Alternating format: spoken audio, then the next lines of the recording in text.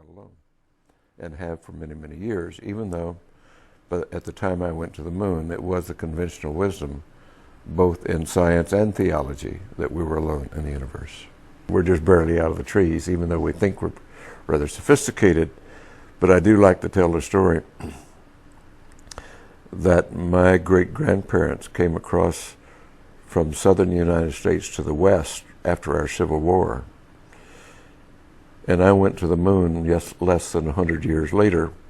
They came across in covered wagons. So from covered wagons to going to the moon in less than 100 years in our lifetime is a rather significant event that tells us how primitive we have been until the modern era, and we're still rather primitive.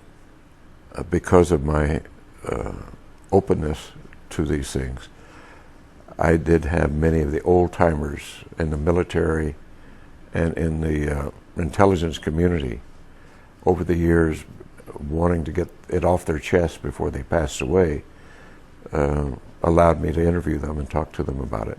And so my ideas became fairly well solidified in the fact we've been visited.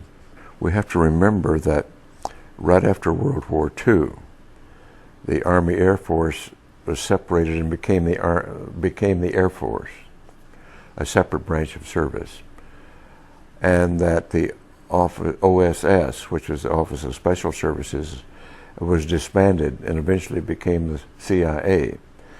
So that here was a major military organization and a major intelligence organization totally in disarray, new-founded, didn't know what they were doing after World War II, and not really reorganized yet. And as a result of that, the President Truman at that time convened a very high-level committee to examine this alien or UFO phenomenon.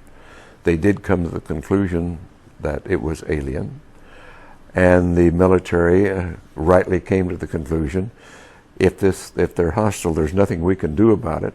Therefore, their choice was to deny it and to hush it up and create the National Security Act of 1947, which validated that deception and covered it up and allowed the group to go underground, as it were.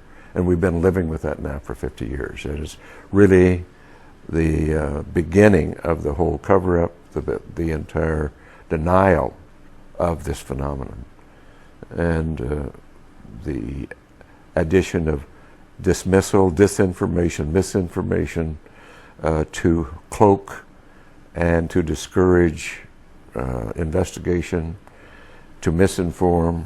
It's just been continuous for many, many years now. Eventually it came away from the fear, I believe, of not being able to protect and do their duty to the notion of power and control, controlling the knowledge and the technology.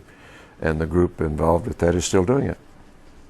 We have created our reality here, and we have created it right now rather badly, for it's not a sustainable reality. We have created, with our science and technology, instead of using it for the greater good, it's been captured by interest, greed, self-service, which is rife.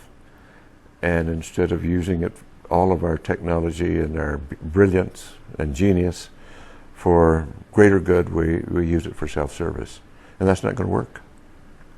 It's important that we look at our civilization, our place in history, use our tools of science for greater understanding, to promote the greater good, and that's what it's all about.